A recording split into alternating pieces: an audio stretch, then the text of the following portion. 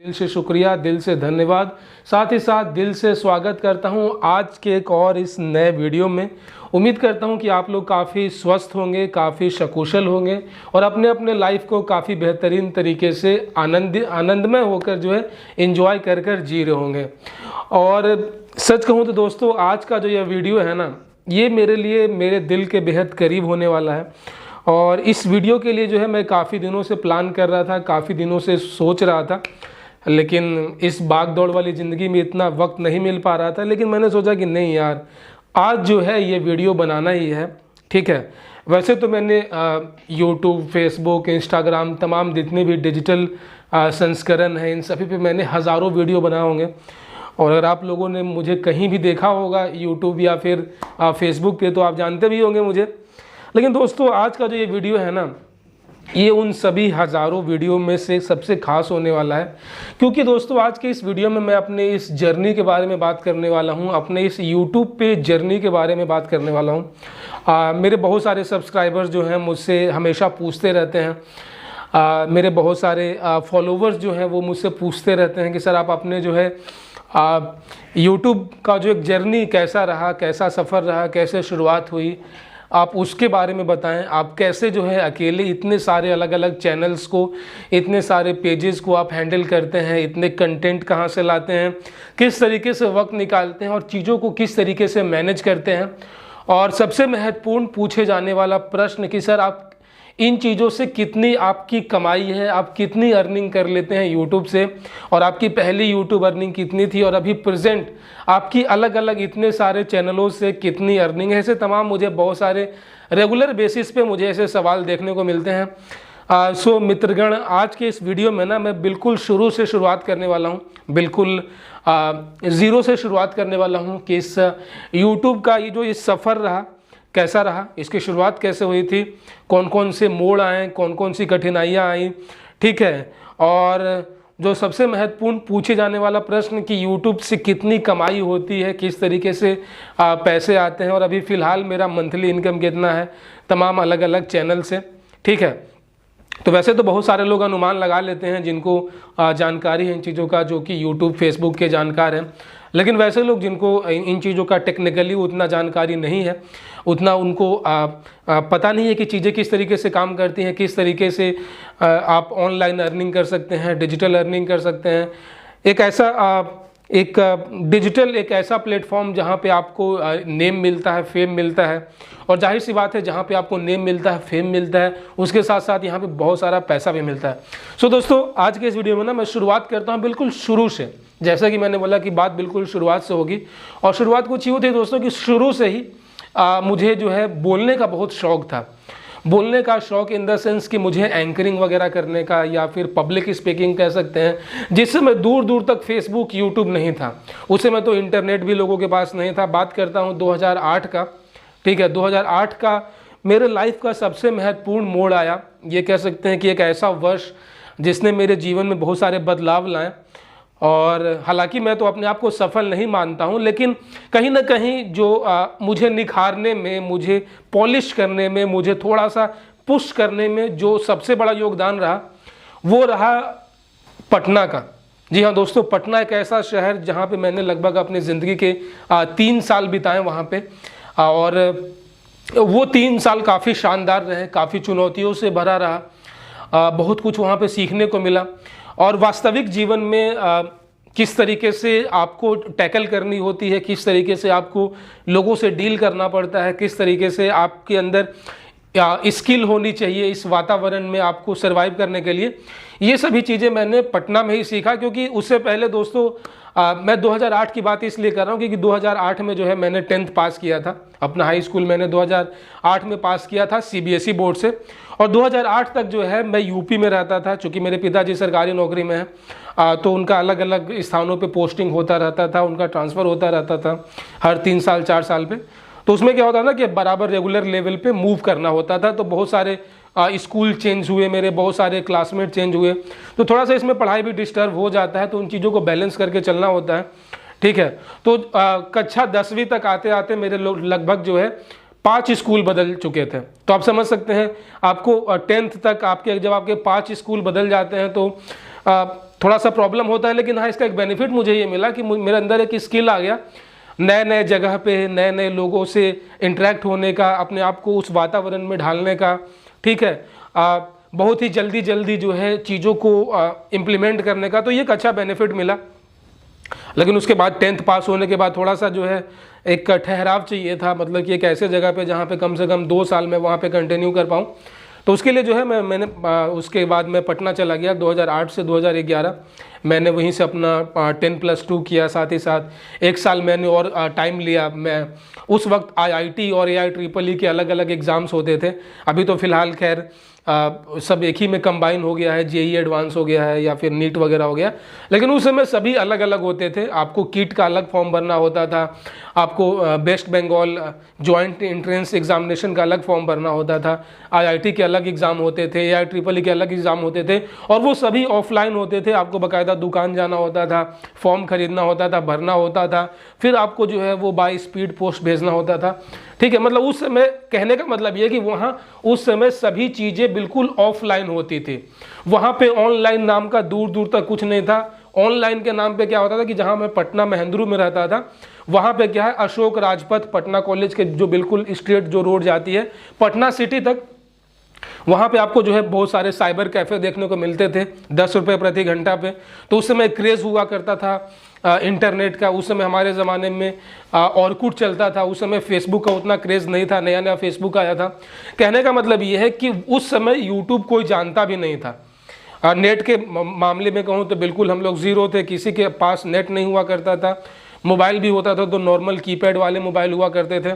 लेकिन हाँ, एक बोलने का एक जो मुझे शौक़ था एंकरिंग का, जहाँ मैं रहता था पटना में, जिस हॉस्टल में रहता था, वहाँ पे जब भी कुछ वैसा ऑर्गेनाइज होता था, कुछ भी होता था, लाइक 15 अगस्त का फेस्टिवल हो गया, 26 जनवरी का हो गया था, तो मैं वहाँ पे स्पीच वगैरह दिया करता था।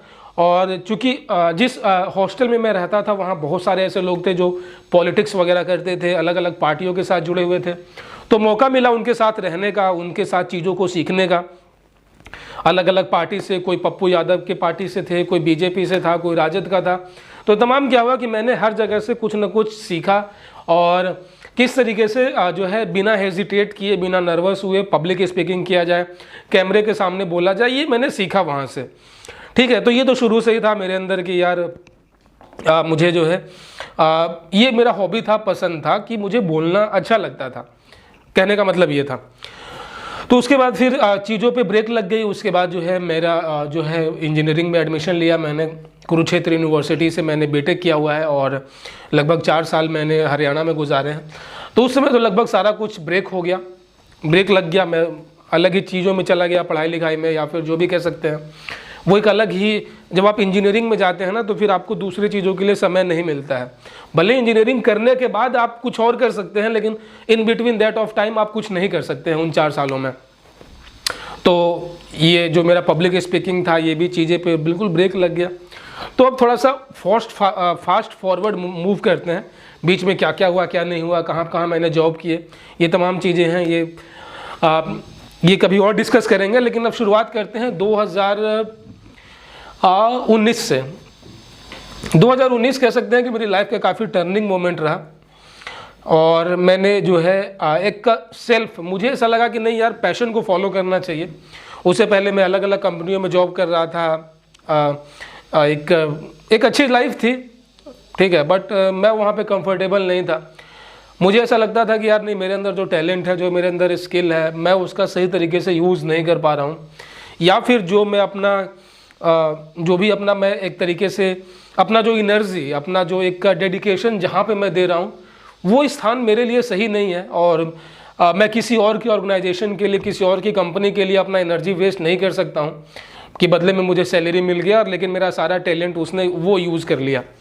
तो मुझे एक ऐसे प्लेटफॉर्म की ज़रूरत थी, no doubt, to be very honest, मुझे एक ऐसा मंच की ज़रूरत थी जहाँ पे मैं अपने पैशन को फॉलो कर सकूँ, ठीक है, और अपने टैलेंट का 100% जो भी मुझे आउटपुट मिले वो मुझे ही मिले, किसी थर्ड पर्सन को, कोई मेरा बॉस ना हो, कोई मेरा मालिक ना हो, या फिर मैं किसी के नीचे बंद कर जुड़ कर काम ना करूं, या फिर जहां पे मेरी इनकम बिल्कुल फिक्स हो। तो मुझे वैसा लाइफ नहीं चाहिए था। मुझे चाहिए था कि यार नहीं, मैं कुछ भी काम करूं तो I will be the boss, I will be the king. मैं अपनी मर्जी का मालिक रहूं, मेरी जब मर्जी हो मैं सोऊं, जब मर्जी हो मेरी उठूं, जब मर्जी मैं काम करूं, जब मर्जी मैं काम ना करूं। लेकिन हाँ, कमाई के मामले में मेरे से आगे मेरे फ्रेंड सर्किल में कोई नहीं होना चाहिए। तो मुझे एक ऐसे प्लेटफॉर्म की ज़रूरत थी, और उसी समय एक ऐसा दौर था कि जब लोग 3G से 4G पे शिफ्ट कर रहे थे। और जैसे ही लोग 3G पे 4G पे शिफ्ट कर रहे थे, अपने देश में जो है मोबाइल क्रांति आ चुकी थी। एक digital Modi ji regular basis पे डिजिटल इंडिया के नारा दे रहे थे। हर हाथ में मोबाइल, हर मोबाइल में इंटरनेट, और हर इंटरनेट के साथ हर मोबाइल में यूट्यूब। दोस्तों, यूट्यूब जो है इतना क्रांतिकारी तरीके से एकदम अचानक से मर्ज हुआ ना इंडिया में, कि लोगों को लगा यार ये क्या मिल गया। मतलब कि एक ऐसा चीज़ जो हम, मतलब कि पहले हम इमेजिन करते थे, हमें कुछ भी इंफॉर्मेशन गैदर करना होता था कहीं से, तो हम इंसाइक्लोपीडिया वगैरह देखते थे, या फिर कहीं और से दोस्तों से, रिश्तेदारों से पता करते थे। गूगल पे भी हमें ठीक ठाक इन्फॉर्मेशन नहीं मिलता था। लेकिन एक यूट्यूब एक ऐसा प्लेटफॉर्म बनकर उभरा जहाँ पे हमें पलक झपकते हम सभी चीज़ों को ना, इन्फॉर्मेशन को विजुअल्स के फॉर्म में गैदर कर पाते थे।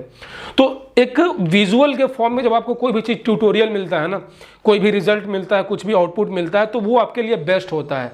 आप चीज़ों को सही तरीके से समझ पाते हैं। और जब से रिलायंस जियो इंडिया में आया, 4G आया, तब से इंटरनेट प्लान्स इतने सस्ते हो गए कि इजीली लोग अफोर्ड कर सकते थे। एक आम से आम इंसान भी 4G का प्लान ले सकता था, और वो सभी यूट्यूब पे वीडियोस देखने लगे। और इसी दौरान इंडिया में बहुत सारे ऐसे यूट्यूबर्स का जन्म हुआ जिनको पहले लोग कोई पहचानता नहीं था, जो बिल्कुल आम इंसान थे, जिनके पास ना कोई क्वालिफिकेशन, ना कोई डिग्री, लेकिन अचानक से वो इतने सारे लोग अचानक से हाईलाइट हो गए ना, कि वो कहीं ना कहीं एक सेलिब्रिटी का रुतबा हासिल करने लगे। बात करें टेक्निकल गुरु जी का, बीवी की वाइन्स, भुवन बाम का, आशीष चंचलानी का, टेक्नो रोहीज का, तो मतलब एक अचानक से ना लोगों में क्रेज आ गया। फिर मैं देखने लगा कि यार ये लोग यूट्यूब के साथ साथ अपने टैलेंट, इनका टैलेंट को भी अपना प्रमोट कर रहे हैं। एक अच्छा नेम, एक अच्छा फेम इन लोगों को मिल रहा है। तो मुझे यही तो चाहिए था जो मैंने शुरू में इमेजिन किया था, जिस समय बिल्कुल नो डाउट, बिल्कुल टू वेरी ऑनेस्ट, उस समय मैंने खुद एक ऐसा लाइफ इमेजिन किया था। उस समय इंटरनेट भी नहीं था कि मैं अपना खुद का मालिक रहूं, अपना खुद का कुछ काम करूं खुद का। और मुझे यार एक नॉर्मल लाइफ नहीं जीना था कि एक नॉर्मल लाइफ जियो, काम करो, 60 साल तक रिटायर हो जाओ, फिर कि तुम्हें अपने दोस्तों और रिश्तेदारों के अलावा कोई तुम्हें पहचाने ही नहीं। तो जब तक लाइफ में यार नेम और फेम ना मिले ना, ज़िंदगी में मज़ा नहीं है जीने का। मैं सच बता रहा हूँ, भले कितनी से कि बड़ी नौकरी कर लो, तुम रहोगे नौकर ही। तुम्हारी जो भी इज्जत होगी, तुमसे नीचे वाले लोग ही तुमको इज्जत करेंगे। अगर तुम एक कोई किसी नौकरी में हो, तो भले ही तुम्हारे जूनियर्स तुमको इज्जत करेंगे, लेकिन तुमको ऊपर वाले लोग तो तुमको जलील करेंगे ही। तुमको उनके ऑर्डर को फॉलो करना होगा। और कहा भी जाता है जितनी बड़ी नौकरी वो उतना बड़ा नौकर होता है। तो मुझे इस लाइन में नहीं जाना था। तो मुझे एक आइडिया मिला यहाँ से, मुझे एक इंस्पिरेशन मिला आज जब मैंने देखा टेक्निकल गुरु जी को, भुवन की बीवी के वाइन्स को, गौरव तनेजा, ये सब को। फिर मैंने देखा यार कि इन लोग की जो अर्निंग है ये भी लाखों में है, करोड़ों में है। तो नेम फेम तो मिल ही रहा है, साथ साथ अर्निंग भी है। और सबसे अच्छी बात यह है कि इन लोगों का सारा जो भी इनकम जनरेट कर रहे हैं, इनका अपना खुद का है। अगर ये अपने नाम को ब्रांड बना रहे हैं, ठीक है, तो इनका सारा बेनिफिट इनको मिलेगा। अपना इमेज बना रहे हैं, नेम बना रहे हैं, फेम बना रहे हैं, तो ये सारा अपना खुद का है। ये किसी के नीचे काम नहीं कर रहे हैं, इनका कोई बॉस नहीं है, ये किसी का जी हुजूरी नहीं कर रहे हैं। और आने वाले समय में इनको जितने भी इनकम होंगे, ये सारा खुद का होगा। अगर आप किसी कंपनी में सेल्स या मार्केटिंग में है, अगर आप कितना भी अच्छा काम करें, खूब सेल्स करें, तो सेल एक्चुअल में हो किसका रहा है? आपके कंपनी के बॉस का, जो आपके कंपनी का ओनर है। आपको उसके बदले क्या मिलेगा? इंसेंटिव्स मिलेगा, बोनस मिलेगा, सैलरी बढ़ेगा, इंक्रीमेंट मिलेगा। लेकिन एक्चुअल में जो मोटा प्रॉफिट है, जो आपके मेहनत का जो आउटपुट है, वो तो उस कंपनी का ओनर लेकर जा रहा है। लेकिन यूट्यूब में ऐसा नहीं है। यूट्यूब में ऐसा था, जो जैसे मैंने शुरू में देखा, मैंने चीज़ों को सीखा कि यहाँ पे सारा का सारा बेनिफिट जो है उस चैनल के ओनर को ही मिलता है। अगर मैं कंटेंट क्रिएट कर रहा हूँ ना, तो सारा का सारा बेनिफिट मुझे ही मिलेगा एज अ चैनल ओनर। तो मुझे लगा कि नहीं, और साथ ही साथ जो मेरा शुरू में, जैसे कि मैंने बोला 2008 में जो मेरा वो टैलेंट था, जो मेरा एक हॉबी था, जो मेरा पैशन था, तो वो कहीं ना कहीं जो पैशन था वो फिर से एक होता है ना कि उसको एक बूस्ट मिल जाना। तो मुझे लगा नहीं, अभी ये सही समय है अपने उस पैशन को ज़िंदा करने का, अपने उस अपने उस शौक़ को जो कहीं ना कहीं दब गया था उसको फिर से इमर्ज करने का। तो वहाँ से शुरुआत होता है मेरे इस यूट्यूब की जर्नी का। यहाँ पे भी दोस्तों बहुत सारे पेंच हैं, बहुत सारे कह सकता हूँ ट्विस्ट हैं, ठीक है। तो वो मैं धीरे धीरे करके रिवील करूँगा। तो यहाँ से अब ये श्योर हो चुका है 2019 में कि मुझे अब यूट्यूब करना है। इसलिए नहीं करना कि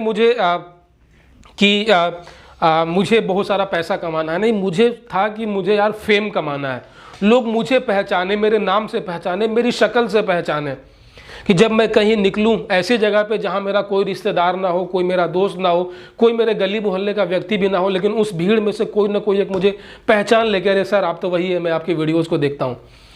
तो वो जो सपना देखा था, वो सपना मैं आगे बताऊंगा कि वो सपना मेरा कैसे पूरा हुआ, लेकिन वो मैंने सपना देखा था 2019 में मेरी, और शुरुआत हो चुके थे। मुझे लगा नहीं यार कि मुझे करना है, तो कैसे करना है, क्या करना है, मुझे अपने नाम को बढ़ाना है, मुझे चैनल स्टार्ट करना है। और जैसे कि मैंने शुरू में बोला कि मुझे था कि अपने नाम को बनाना है, मुझे अपना इमेज बनाना है। और किसी व्यक्ति को अगर आप उसका अपना इमेज बनाना होता है तो सबसे होता है इम्पोर्टेंट कि आपको अपने नाम को ऊंचा करना है। व्यक्ति का नाम ही सब कुछ होता है। वो तो कहावत है कि यार नाम में क्या रखा है, लेकिन एक्चुअल में नाम ही सब कुछ होता है। अगर आप कहीं पर नाम ले ले मोदी, तो लोगों के कान खड़े हो जाते हैं, यार मोदी जी मोदी जी। वही आप कहीं नाम ले ले राहुल, अरे पप्पू है यार। तो समझ रहे हो ना, नाम बहुत बड़ा रोल प्ले करता है। किसी पब्लिक के बीच में बोल दो अरे शाहरुख खान आ रहा है, तो लोगों के कान खड़े हो जाएंगे, शाहरुख खान। वही लोगों के बीच में बोल दो यार कि ये कौन है कॉमेडियन, रामपाल यादव आ रहा है, अरे छोड़ो यार। तो नाम तो बहुत बड़ा मैटर करता है। तो यहीं से डिसाइड हो गया कि मैं जो यूट्यूब चैनल स्टार्ट करूँगा उसका नाम में मेरा नाम होना चाहिए एनी हाउ। तो अब क्या होना चाहिए यार, क्योंकि उस समय जितने भी यूट्यूबर्स थे उन सभी लोगों ने कुछ अलग नाम से, कुछ क्रिएटिव तरीके से अपने चैनल का नाम बनाया था। जैसे गौरव चौधरी, उन्होंने अपना टेक्निकल गुरुजी, नाम में वजन था लेकिन उसमें उनका नाम तो नहीं था। भुवन बाम, बीवी की वाइन्स, ठीक है। तो मुझे लगा, मुझे एक मेरे माइंड में कुछ एक वो आ रहा था, मैं लग गया कि यार क्या नाम होना चाहिए, क्या नाम होना चाहिए। तभी जो है अचानक से मेरे माइंड में आया इट्स डीपीके। इट्स डीपीके, क्योंकि मेरे बहुत सारे मेरे फ्रेंड्स थे मेरे कॉलेज में, वो मुझे ना डीपीके नाम से बोलते थे, क्योंकि दीपक का शॉर्ट फॉर्म होता है DEEPAK, फुल नेम, उसका शॉर्ट फॉर्म DPK। तभी मेरे माइंड में आ गया कि मेरे चैनल का नाम इट्स DPK, मतलब इट्स दीपक होना चाहिए। और वहीं से शुरुआत हो गई दोस्तों। 28 जनवरी 2019 से मैंने अपना चैनल स्टार्ट किया यूट्यूब पे, इट्स DPK चैनल शुरुआत हो गया। अब बारी था अपने उस शौक़ को, अपने उस पैशन को फॉलो करने का जो मुझे शुरू से था, एंकरिंग करने का, बोलने का, ठीक है। तो मैं शुरू हो गया अलग अलग पॉलिटिकल इशू पे, अलग अलग सोशल इश्यूज़ पे, अलग अलग जो अपने सोसाइटी में स्कैम्स हो रहे थे, ठीक है। मैंने देखा था कि यार ये नेटवर्क मार्केटिंग वाले बंदे जो हैं बहुत ही आतंक मचाए हुए हैं, ये भोले भाले लोगों के साथ फ्रॉड कर रहे थे। ये कुछ भी मतलब कि लोगों को झूठे सपने दिखा दिखा के उनके पैसे लूटते थे, ज्वाइनिंग फीस के नाम पे, प्रोडक्ट के नाम पे, ऑडी, BMW, मर्सिडीज, ऐसे ऐसे झूठे सपने दिखाकर लोगों को माइंड वॉश कर रहे थे। तो ये मुद्दा मैंने उठाया कि किस तरीके से MLM जो है, नेटवर्क मार्केटिंग है, या फिर कोई भी ऐसा पूंजी स्कीम, कोई भी ऐसा स्कीम जो भी कम वक्त में आपको अमीर बनाने का सपना दिखाता हो, ये स्कैम है, ये धोखा, इसमें नहीं पड़ना चाहिए। तो ऐसे ऐसे और रास्ते मिलते गए, शुरुआत हुई, लोगों का रिस्पांस काफ़ी अच्छा आने लगा। बहुत सारे मैंने कंपनीज़ को एक्सपोज किए, मैंने बहुत सारे स्कैम्स के बारे में बताएं। नोटबंदी हुई थी, वो क्यों हुई, उसी समय चुनाव भी थे 2019 में, आपको याद भी होगा। तो मैंने उस चुनाव को कवर किया, तो काफ़ी अच्छा रिस्पांस मिलने लगा। और लगभग 3 महीने के अंदर अंदर ही मैं बिल्कुल, मुझे ये बताते हुए बहुत खुशी हो रही है। यूट्यूब पे क्या है ना कि वीडियो तो आप from the very first day आप बना सकते हैं। आप बिल्कुल चैनल स्टार्ट कीजिए, वीडियो डालना स्टार्ट कीजिए, व्यूज़ आने शुरू हो जाएंगे। लेकिन अगर आपको उससे अर्निंग करनी है ना, अगर आप चाहते हैं कि अगर आपका यूट्यूब चैनल जो है अगर मोनेटाइज हो, अगर आपको पैसे कमाने हैं, तो उसका कुछ क्राइटेरियाज होते हैं, कुछ एलिजिबिलिटी क्राइटेरियाज होते हैं, थ्रेशोल्ड होता है, जिसमें आपको क्या होता है कि आपको सब्सक्राइबर जो है वो 1000 होने चाहिए, और साथ ही साथ आपको कम से कम आपको जो है 4000 घंटे का जो भी आपका टोटल वीडियोज़ है उसके ऊपर टोटल व्यूज़ होने चाहिए, वो 4000 व्यूज़ होने चाहिए। तो 3 महीने के अंदर अंदर ही जो है लगभग मेरा मार्च 2019 में मेरा चैनल का जो क्राइटेरिया था वो फुलफिल हो गया और मैंने चैनल का जो है मोनेटाइज अप्लाई कर दिया। और लगभग 1 महीने के अंदर अंदर ही दोस्तों मुझे जो है एक, हालांकि मेरे पास यहाँ पे 3 है, ठीक है, आप यहाँ पे चेकआउट कर सकते हैं। ये मेरा जो है 3 एडसेंस यहाँ पे हैं। इसकी कहानी क्या है ये भी आपको पता चलेगा, लेकिन शुरुआत तो एक ही से हुई थी। जैसे कि मैंने शुरू में बोला कि मेरे बहुत सारे यूट्यूब चैनल्स हैं, तो ये पहला जो और आखिरकार जो पहला अचीवमेंट होता है ना, ये मतलब कि इसको शब्दों में बयां करना मुश्किल होता है। जब ये पहली बार ये गूगल का पिन आया था ना, इतना ज़्यादा खुश हुआ था भाई, मैं क्या बताऊँ। ठीक है, तो क्या होता है दोस्तों कि जैसे ही आपका चैनल अप्रूव हो जाता है मोनेटाइजेशन के लिए, तो आपको क्या होता है ना, आपके एड्रेस का वेरिफिकेशन होता है, उसके लिए गूगल का एक पिन आता है मुंबई से, गूगल का एडसेंस। ये मुझे अगले महीने आ गया। ठीक है, उसके बाद बारी आती है कि आपको अपने बैंक अकाउंट का जो है आपको अपना बैंक अकाउंट लिंक करना होता है, कुछ उसमें IFSC कोड या फिर स्विफ्ट कोड वगैरह एंटर करने होते हैं, तमाम चीज़ें होती हैं। तो ये मेरा पहला चैनल था, ये अप्रूव हो गया, इससे पैसे आने शुरू हो गए। पहला जो इनकम आया था दोस्तों, आपको पता होगा कि पहली बारी जो है यूट्यूब आपको कम से कम $100 होगा, तभी वो आपके अकाउंट में भेजता है। तो ये $100 कंप्लीट करने में थोड़ा सा टाइम लग गया था, लेकिन हो गया था। दशहरा का टाइम था, दुर्गा पूजा का टाइम था, उस समय आया था। और मेरा जो पहला इनकम आया था यूट्यूब का, वो लगभग 9,000 रुपये आए थे। दोस्तों अमाउंट मैटर नहीं करता है, मैं सच बता रहा हूँ, अमाउंट मैटर नहीं करता, लेकिन वो पहली बारी जो खुशी हुई ना कि यार मुझे जो पैसे मिल रहे हैं मेरा फेस वैल्यू पे, मेरे स्किल पे, मेरे टैलेंट पे मुझे अब पैसे मिल रहे हैं। और कहीं ना कहीं एक अब जो है एक मेरा जो यूट्यूब का जो बनाने का एक क्योंकि देखो किसी भी चीज़ में ना जब तक आपको पैसे ना मिले ना तो मोटिवेशन नहीं आता है, टू बी वेरी फ्रैंक। जब आपको किसी चीज़ के बदले में कुछ रिवॉर्ड मिलना शुरू हो जाता है ना, तो आपका जो मोटिवेशन होता है ना वो नेक्स्ट लेवल का हो जाता है। तो मैं बड़ा खुश हुआ कि यार चलो अब इससे जो है पैसे आने शुरू हो गए। ठीक है, तो वही हर महीने जो है मंथली जो है $100-120 लगभग वही 10 से 12 हज़ार के बीच में शुरुआत में ही जो है पैसे आने शुरू हो गए। काम कुछ नहीं था, बस डेली 5 मिनट ऐसे ही वीडियो बनाना, और वही मैं डेली नहीं बनाता था, हफ्ते में 1 दिन या 2 दिन अगर कुछ वैसा कंटेंट मिल गया तो। उस समय नई नई रानू मंडल चमके थे, ठीक है, तो रानू मंडल एक हॉट टॉपिक था, तो उसके ऊपर बहुत सारे वीडियोस बनाए मैंने। ठीक है, उसी समय और भी चीज़ें होती रही, उतना खैर याद नहीं है, 2019 की बात है। ठीक है, तो ये हो गया 2019 में। इस DPK जो है चैनल इस्टेब्लिश हो चुका था, लगभग 9,000 सब्सक्राइबर हो चुके थे, हर महीने 10 से 12 हज़ार रुपये आ रहे थे। लेकिन बात करें भाई, मेरे अंदर तो बहुत कूट कूट के टैलेंट भरा हुआ था, ऐसा मुझे लगता था, ऐसा लगता था कि नहीं यार मेरे अंदर और भी स्किल्स हैं, सबको स्किल को बाहर निकालना है। चलो ये ठीक है, सोशल पॉलिटिकल इशू तो हो गया, ये इट्स DPK सही हो गया, लेकिन मेरे अंदर और भी बहुत सारे स्किल्स हैं। और दोस्तों इंजीनियरिंग करने के बाद लगभग मैंने 2 साल तक जो है मैंने गवर्नमेंट जॉब का प्रिपरेशन किया था, स्पेशली बैंकिंग का। ठीक है, और मैं हूँ भी बैंकिंग बैकग्राउंड से, मेरे फादर खुद बैंक में हैं, मेरे फादर ब्रांच मैनेजर हैं, तो एक बैंकिंग बैकग्राउंड से हूँ और बैंकिंग का मुझे अच्छा नॉलेज था। मैंने लगभग 1 साल तक मैंने प्रिपरेशन किया था महिंद्रा में, जो कि एक प्रीमियर बैंकिंग इंस्टीट्यूट है। तो मुझे बहुत सारे इन्फॉर्मेशन है बैंक के बारे में, लाइक अकाउंट ओपनिंग, कासा हो गया, सेविंग्स अकाउंट हो गया, करेंट अकाउंट हो गया, ATM का हो गया, क्रेडिट कार्ड का, मतलब कि मुझे बैंक के बारे में ना पूरा A to Z इन्फॉर्मेशन था। तो मुझे लगा नहीं यार, अब ये जो स्किल है ना, ये जो टैलेंट है, अब लोगों को बताओ। बहुत सारे ऐसे लोग हैं जिन्हें ज़रूरत है, जिन्हें इन्फॉर्मेशन नहीं है बैंक के बारे में, क्या है क्या नहीं है क्या है। तो एक नए चैनल का शुरुआत हुआ, एक अध्याय का शुरुआत हुआ, एवरीडे बैंकिंग। देखो मैं शुरू से बड़ा क्रिएटिव रहा हूँ, मुझे लगा कि नाम भी क्रिएटिव होना चाहिए। अब बैंकिंग के बारे में बना रहा हूँ, फाइनेंस के बारे में बना रहा हूँ, तो वहाँ पे तो अपना नाम, क्योंकि मेरा नाम ऑलरेडी इस DPK पे चल रहा था, लोग मेरे नाम से मुझे पहचान रहे थे। तो अब जो है मुझे अब बैंकिंग इन्फॉर्मेशन लोगों को देना है, लोगों को एक तरीके से, एक आम आदमी को जिसको बैंकिंग का कोई इन्फॉर्मेशन नहीं है उसको बैंकिंग से कनेक्ट करना है। बहुत सारे लोग जिनको अभी सेविंग्स अकाउंट के बारे में इन्फॉर्मेशन नहीं है, करेंट अकाउंट कैसे खुलवाना है, अगर उनका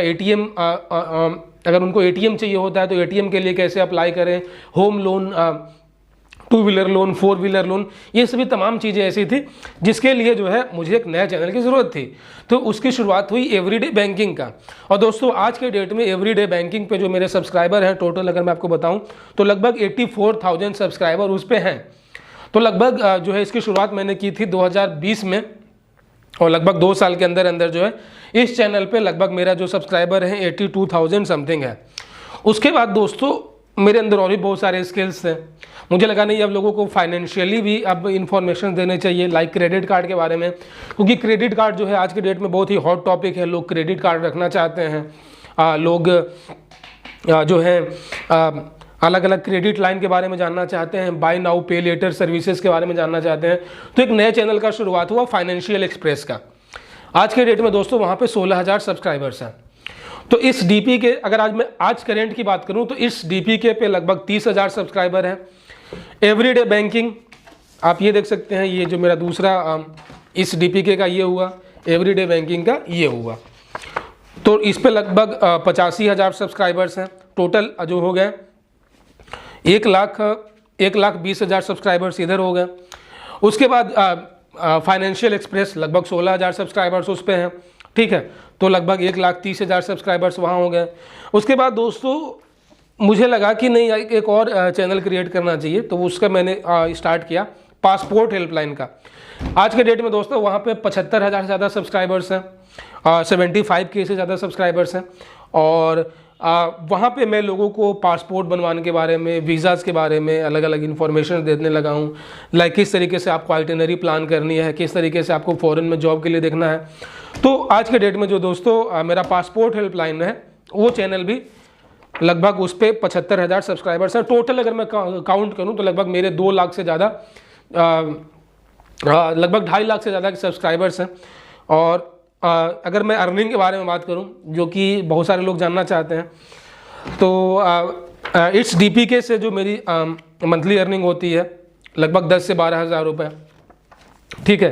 तो मैं अगर आपको टोटल काउंट करके बताऊं यहाँ पे, हालांकि मैं ज़्यादा डिस्क्लोज नहीं करता हूं, लेकिन एक मोटिवेशन देने के लिए, ताकि लोग जो है मैक्सिमम से मैक्सिमम मोटिवेट हो सकें, आप भी अपना डिजिटली शुरुआत कर सकें। तो लगभग दोस्तों आप यहाँ पे देख सकते हैं 12,000 जो है मंथली मेरे आते हैं इस डीपीके से।